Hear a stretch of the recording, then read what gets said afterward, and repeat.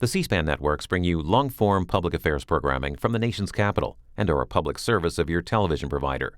C-SPAN, created by cable. Members of Congress, I have the high privilege and distinct honor of presenting to you the Prime Minister of Israel, His Excellency Benjamin Netanyahu.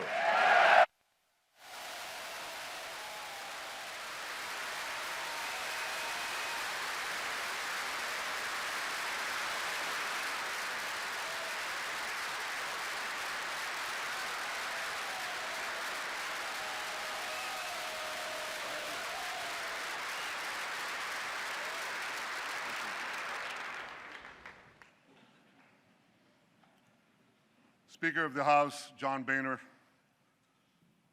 President Pro Temp, Senator Orrin Hatch, Senate Majority Leader Mitch McConnell, House Minority Leader Nancy Pelosi, and House Majority Leader Kevin McCarthy. I also want to acknowledge Senator Democratic Leader Harry Reid. Harry, it's good to see you back on your feet.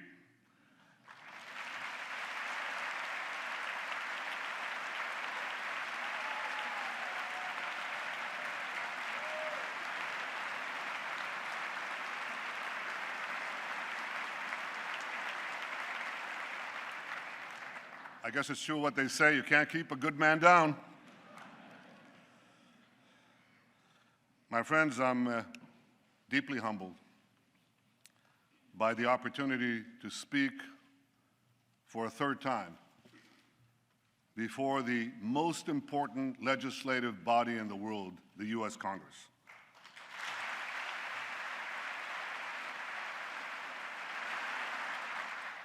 I want to thank you all for being here today.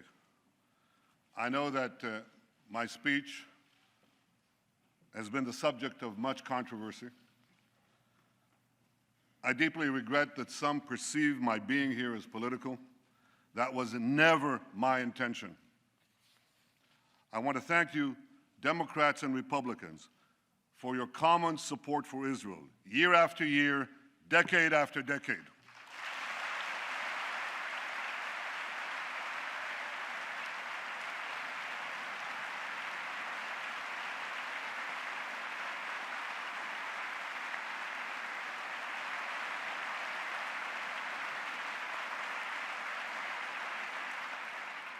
I know that no matter on which side of the aisle you sit, you stand with Israel.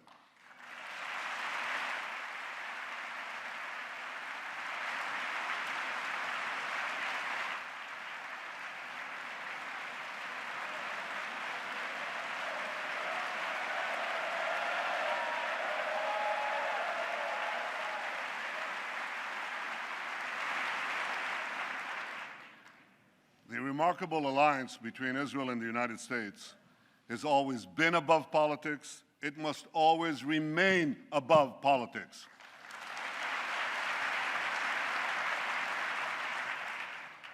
Because America and Israel, we share a common destiny, the destiny of promised lands that cherish freedom and offer hope. Israel is grateful for the support of America's people and of America's presidents, from Harry Truman to Barack Obama.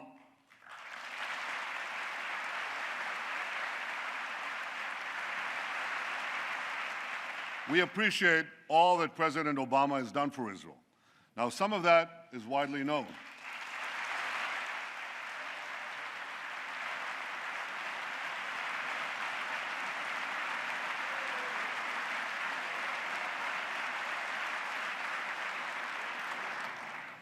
Some of that is widely known, like strengthening security cooperation and intelligence sharing, opposing anti-Israel resolutions at the UN. Some of what the President has done for Israel is less well known. I called him in 2010 when we had the Carmel forest fire, and he immediately agreed to respond to my request for urgent aid. In 2011, we had our embassy in Cairo under siege, and again, he provided vital assistance at the crucial moment.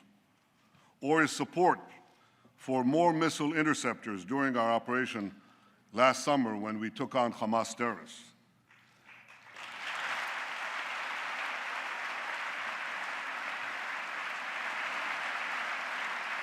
In each of those moments, I called the president, and he was there. And some of what the president has done for Israel might never be known because it touches on some of the most sensitive and strategic issues that arise between an American president and an Israeli prime minister. But I know it, and I will always be grateful to President Obama for that support.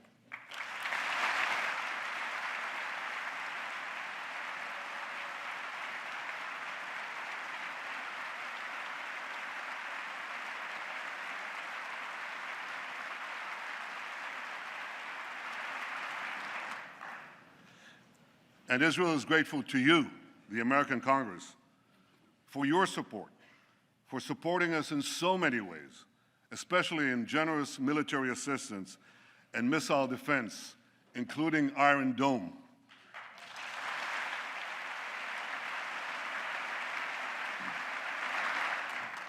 Last summer, millions of Israelis were protected from thousands of Hamas rockets because this Capitol dome helped build our Iron Dome.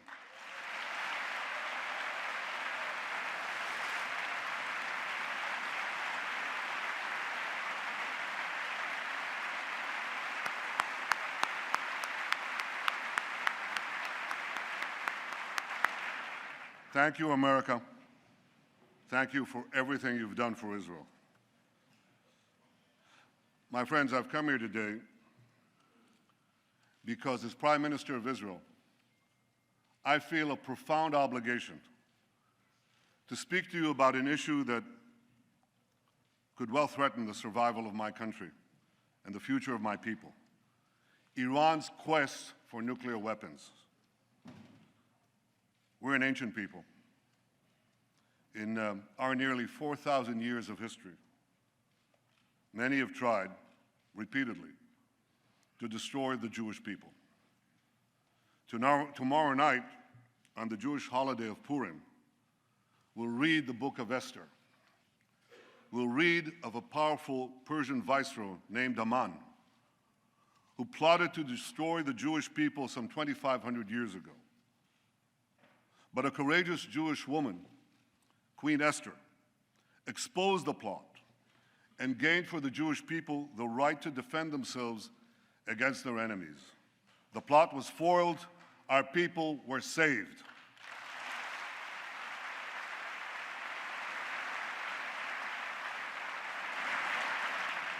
Today, the Jewish people face another attempt by yet another Persian potentate to destroy us.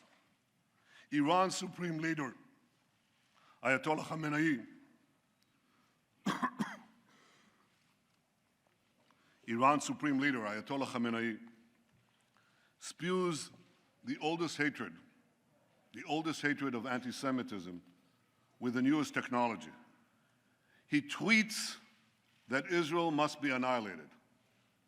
He tweets. You know, in Iran, there isn't exactly free internet. But he tweets in English that Israel must be destroyed. For those who believe that Iran threatens the Jewish state, but not the Jewish people, listen to Hassan Nasrallah, the leader of Hezbollah, Iran's chief terrorist proxy. He said, "If all the Jews gather in Israel, it will save us the trouble of chasing them down around the world." But Iran's regime is not merely a Jewish problem, any more than the Nazi regime was merely a Jewish problem. The 6 million Jews murdered by the Nazis were but a fraction of the 60 million people killed in World War II. So too, Iran's regime poses a grave threat, not only to Israel, but also to the peace of the entire world. To understand just how dangerous Iran would be with nuclear weapons, we must fully understand the nature of the regime. The people of Iran are very talented people. They're heirs to one of the world's great civilizations. But in 1979, They were hijacked by religious zealots who imposed on them immediately a dark and brutal dictatorship. That year, the zealots drafted a constitution, a new one for Iran. It directed the Revolutionary Guards not only to protect Iran's borders, but also to fulfill the ideological mission of jihad. The regime's founder, Ayatollah Khomeini, exhorted his followers to export the revolution throughout the world. I'm standing here in Washington, D.C., and the difference is so stark. America's founding document promises life, liberty, and the pursuit of happiness. Iran's founding document pledges death, tyranny, and the pursuit of jihad. And as states are collapsing across the Middle East, Iran is charging into the void to do just that. Iran's goons in Gaza, its lackeys in Lebanon, its Revolutionary Guards on the Golan Heights are clutching Israel with three tentacles of terror. Backed by Iran, Assad is slaughtering Syrians. Backed by Iran, Shiite militias are rampaging through Iraq. Backed by Iran, Houthis are seizing control of Yemen, threatening the strategic straits at the mouth of the Red Sea. Along with the Straits of Hormuz, that would give Iran a second choke point on the world's oil supply. Just last week, near Hormuz, Iran carried out a military exercise blowing up a mock US aircraft carrier. That's just last week, while they're having nuclear talks with the United States. But unfortunately, for the last 36 years, Iran's attacks against the United States have been anything but mock, and the targets have been all too real. Iran took dozens of Americans hostage in Tehran, murdered hundreds of American soldiers, Marines in Beirut, and was responsible for killing and maiming thousands of American servicemen and women in Iraq and Afghanistan. Beyond the Middle East, Iran attacks America and its allies through its global terror network. It blew up the Jewish Community Center and the Israeli embassy in Buenos Aires. It helped al-Qaeda bomb US embassies in Africa. It even attempted to assassinate the Saudi ambassador right here in Washington, D.C.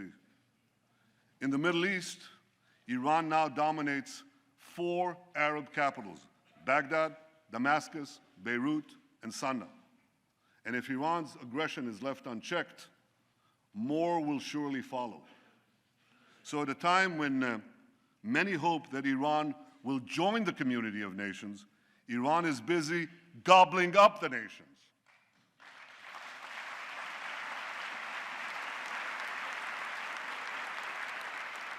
We must all stand together to stop Iran's march of conquest, subjugation, and terror.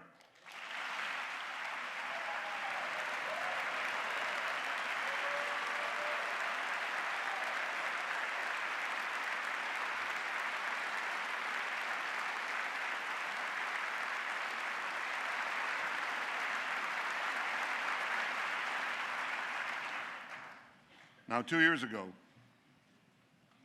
we were told to give President Rouhani and Foreign Minister Zarif a chance to bring change and moderation to Iran. Some change, some moderation. Rouhani's government hangs gays, persecutes Christians, jails journalists, and executes even more prisoners than before. Last year, the same Zarif, who charms Western diplomats, laid a wreath at the grave of Imad Murnia. Imad Murnia is the terrorist mastermind who spilled more American blood than any other terrorist besides Osama bin Laden. I'd like to see someone ask him a question about that. Iran's regime is as radical as ever. Its cries of death to America, that same America that it calls the Great Satan, as loud as ever. Now, this shouldn't be surprising, because the ideology of Iran's revolutionary regime is deeply rooted in militant Islam. And that's why this regime will always be an enemy of America. And don't be fooled. battle between Iran and ISIS doesn't turn Iran into a friend of America. Iran and ISIS are competing for the crown of militant Islam. One calls itself the Islamic Republic, the other calls itself the Islamic State. Both want to impose a militant Islamic empire, first on the region and then on the entire world. They just disagree among themselves who will be the ruler of that empire. In this deadly Game of Thrones, there's no place for America or for Israel, no peace for Christians, Jews, or Muslims who don't share the Islamist medieval creed, no rights for women, no freedom for anyone. So when it comes to Iran and ISIS, the enemy of your enemy is your enemy.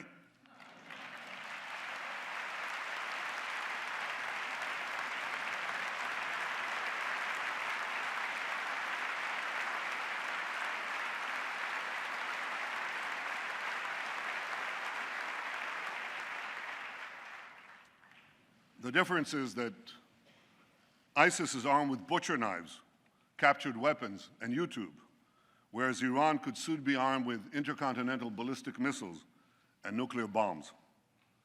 We must always remember, I'll say it one more time, the greatest danger facing our world is the marriage of militant Islam with nuclear weapons.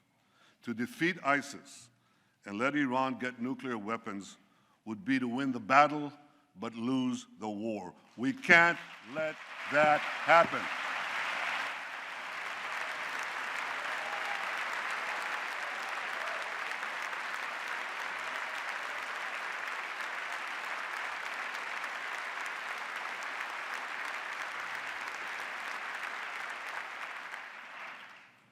But that, my friends, is exactly what could happen if the deal now being negotiated is accepted by Iran. That deal will not prevent Iran from developing nuclear weapons. It would all but guarantee that Iran gets those weapons, lots of them. Let me explain why. While the final deal has not yet been signed, certain elements of any potential deal are now a matter of public record. You don't need intelligence agencies and secret information to know this. You can Google it. Absent a dramatic change, we know for sure that any deal with Iran will include two major concessions to Iran. The first major concession would leave Iran with a vast nuclear infrastructure, providing it with a short breakout time to the bomb.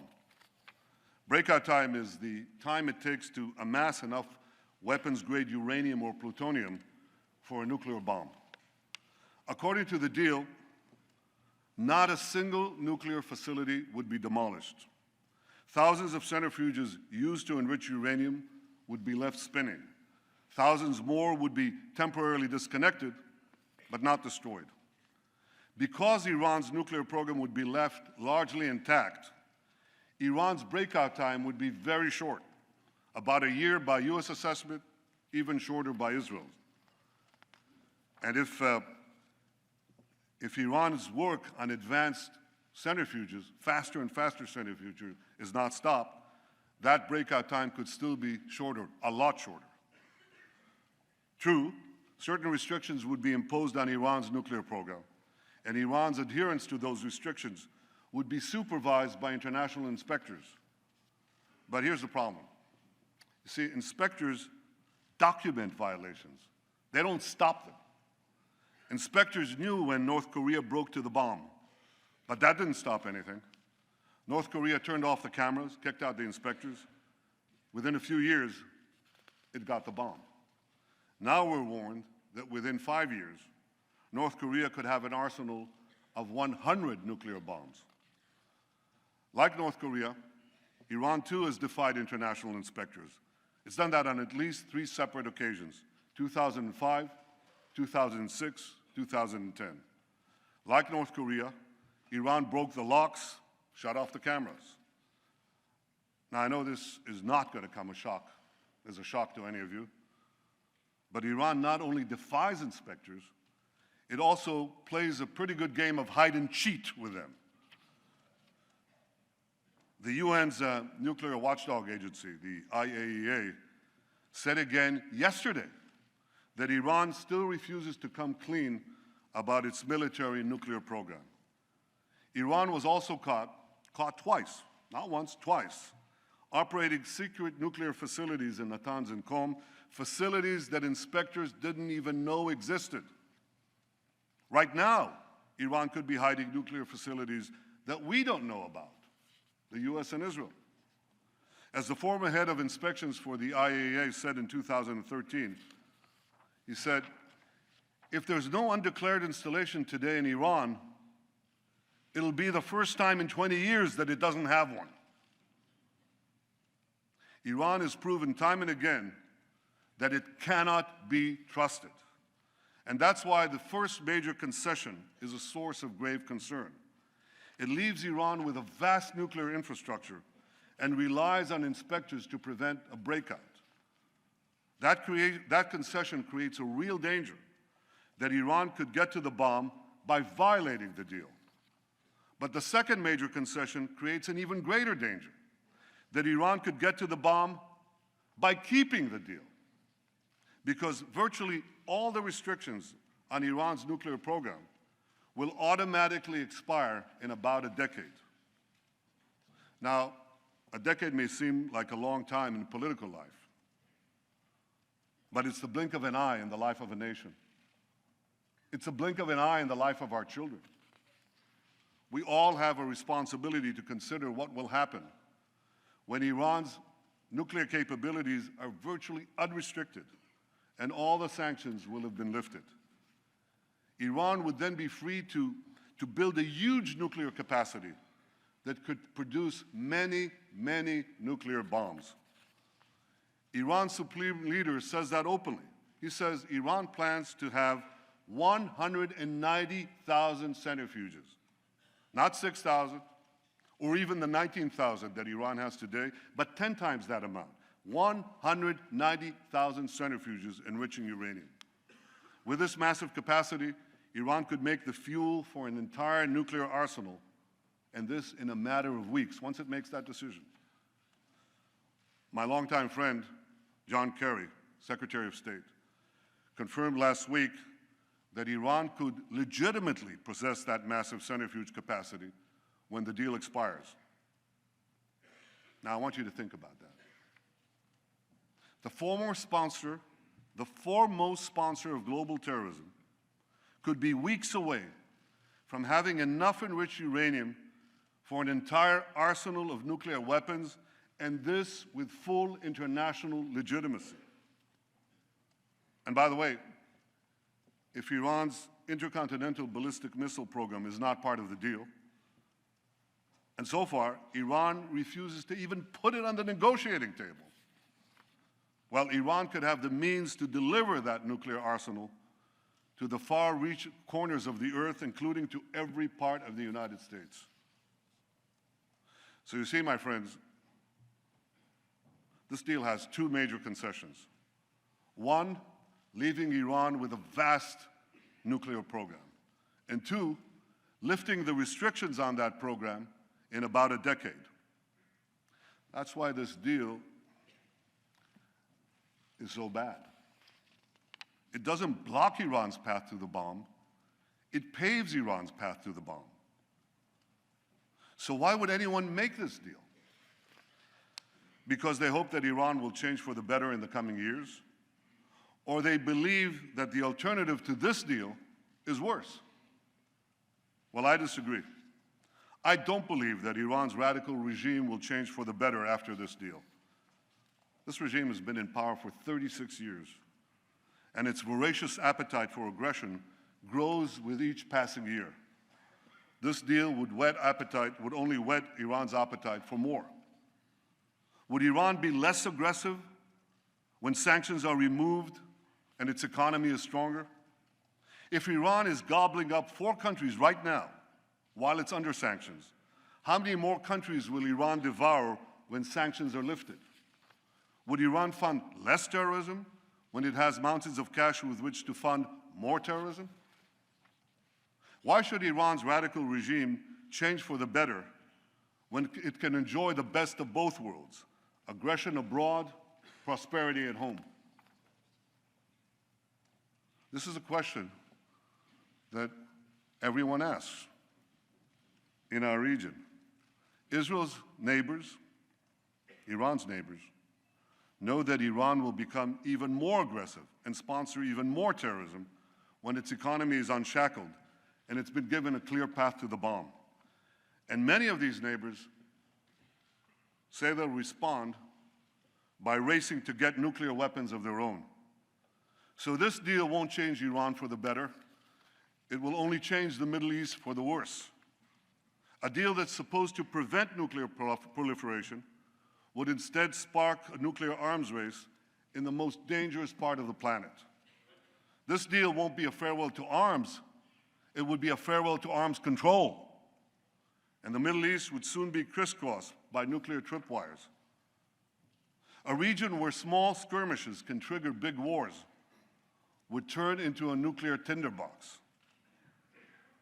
If anyone thinks this deal kicks the can down the road, think again. When we get down that road, we'll face a much more dangerous Iran, a Middle East littered with nuclear bombs, and a countdown to a potential nuclear nightmare. Ladies and gentlemen, I've come here today to tell you we don't have to bet the security of the world on the hope that Iran will change for the better. We don't have to gamble with our future and with our children's future. We can insist that restrictions on Iran's nuclear program not be lifted for as long as Iran continues its aggression in the region and in the world.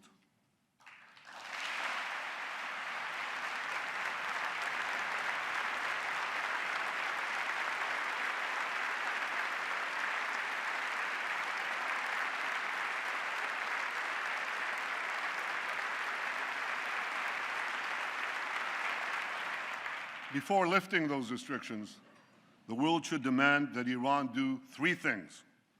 First, stop its aggression against its neighbors in the Middle East. Second,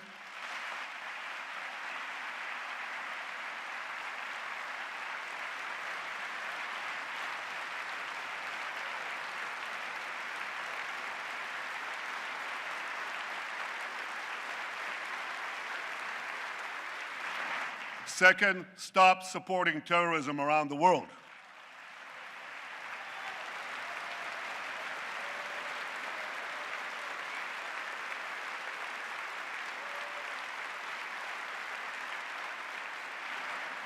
And third, stop threatening to annihilate my country, Israel, the one and only Jewish state.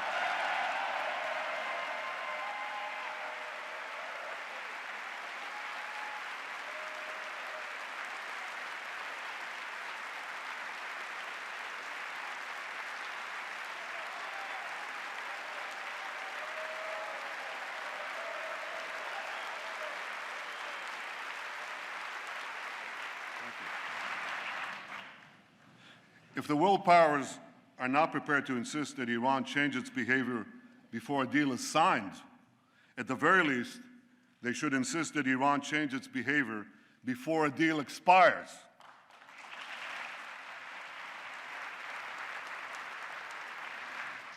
If Iran changes its behavior, the restrictions would be lifted. If Iran doesn't change its behavior, the restrictions should not be lifted.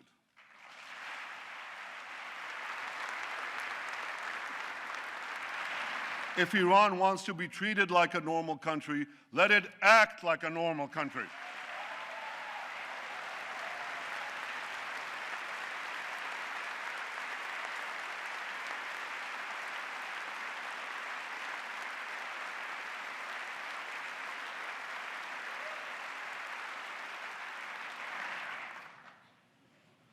My friends, what about the argument that there is no alternative to this deal?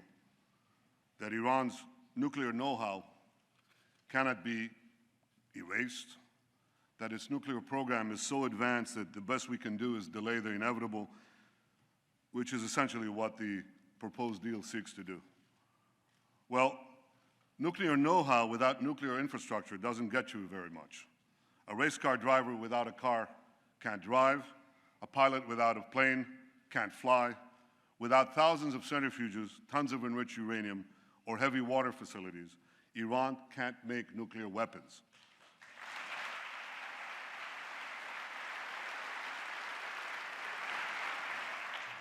Iran's nuclear program can be rolled back well beyond the current proposal by insisting on a better deal and keeping up the pressure on a very vulnerable regime, especially given the recent collapse in the price of oil.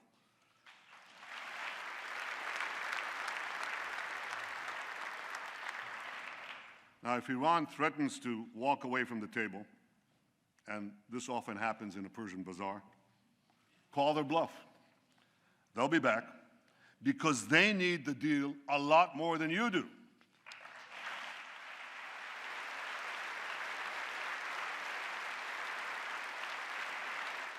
And by maintaining the pressure on Iran and on those who do business with Iran, you have the power to make them need it even more. My friends, for over a year, we've been told that no deal is better than a bad deal. Well, this is a bad deal. It's a very bad deal. We're better off without it.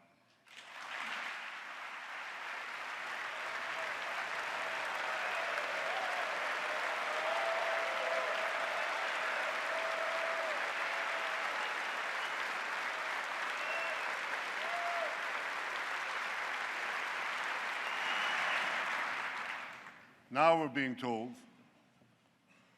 that the only alternative to this bad deal is war. That's just not true. The alternative to this bad deal is a much better deal.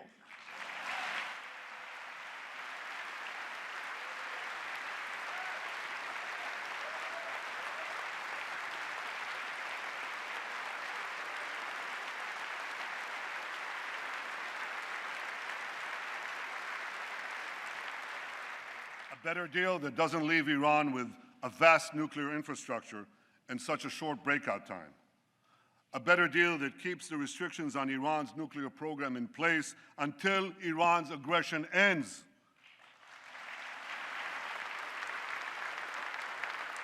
A better deal that won't give Iran an easy path to the bomb. A better deal that Israel and its neighbors may not like, but with which we could live, literally. And no country has a greater stake. No country has a greater stake than Israel in a good deal that peacefully removes this threat. Ladies and gentlemen,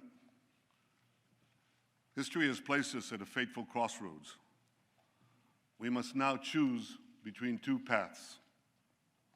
One path leads to a bad deal that will at best curtail Iran's nuclear ambitions for a while, but it will inexorably lead to a nuclear-armed Iran whose unbridled aggression will inevitably lead to war. The second path, however difficult, could lead to a much better deal that would prevent a nuclear-armed Iran, a nuclearized Middle East, and the horrific consequences of both to all of humanity. You don't have to read Robert Frost to know. You have to live life, to know that the difficult path is usually the one less traveled. But it will make all the difference for the future of my country, the security of the Middle East, and the peace of the world, the peace we all desire.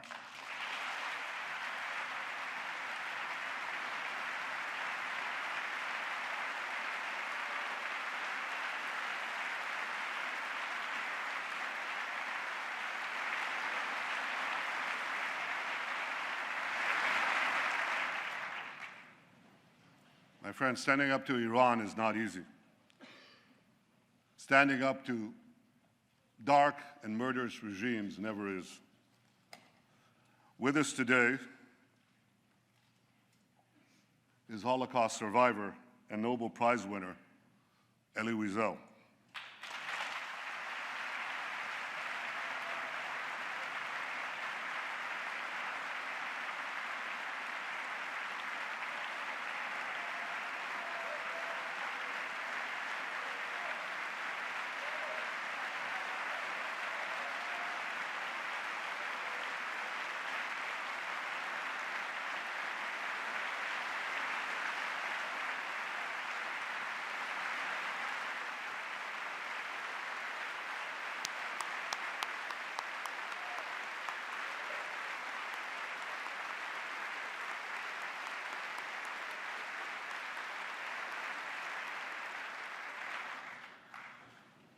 Elie, your life and work inspire us to give meaning to the words, never again.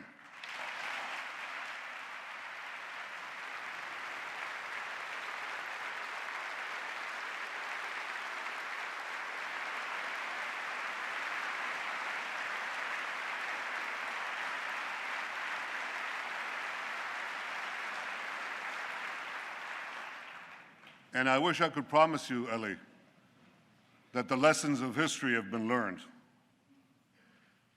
I can only urge the leaders of the world not to repeat the mistakes of the past.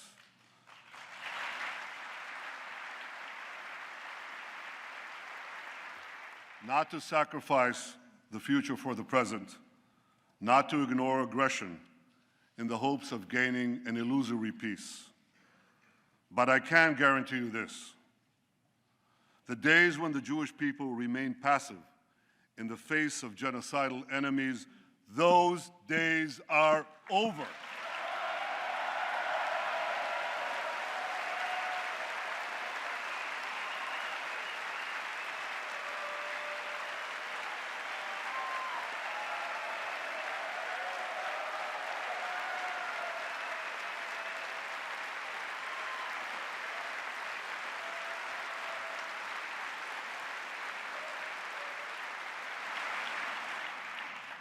We are no longer scattered among the nations, powerless to defend ourselves. We've restored our sovereignty in our ancient home, and the soldiers who defend our home have boundless courage. For the first time in 100 generations, we, the Jewish people, can defend ourselves.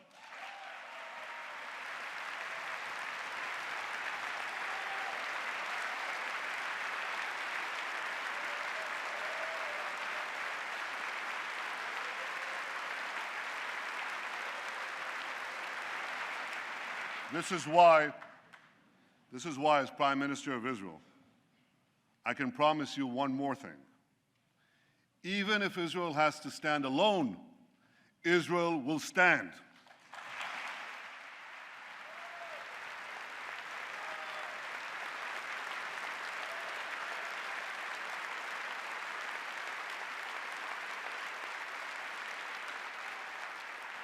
But I know that Israel does not stand alone. I know that America stands with Israel. I know that you stand with Israel.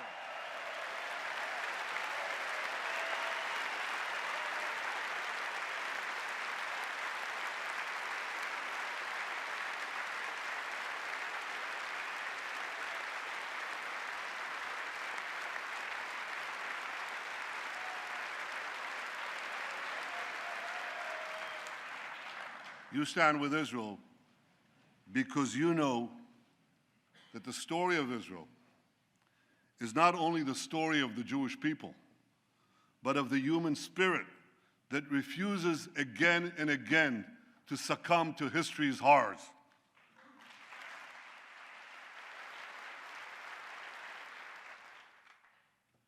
Facing me, right up there in the gallery, overlooking all of us in this august chamber, is the image of Moses. Moses led our people from slavery to the gates of the Promised Land. And before the people of Israel entered the land of Israel, Moses gave us a message that has steeled our resolve for thousands of years. I leave you with his message today. חזקו ואמצו, אל תיראו ואל תערצו מפניהם. Be strong and resolute, neither fear nor dread them. My friends, may Israel and America always stand together, strong and resolute. May we neither fear nor dread the challenges ahead. May we face the future with confidence, strength, and hope. May God bless the state of Israel, and may God bless the United States of America.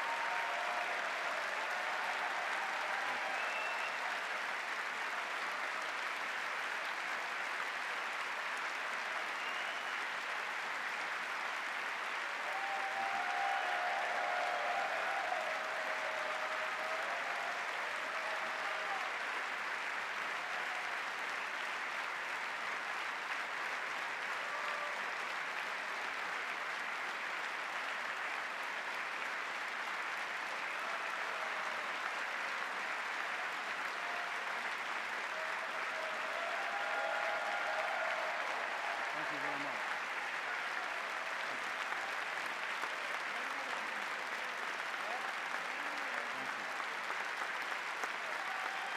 תודה רבה. Thank you. Thank you very much. Thank you all. You're wonderful. Thank you, America. Thank you. Thank you. Thank you.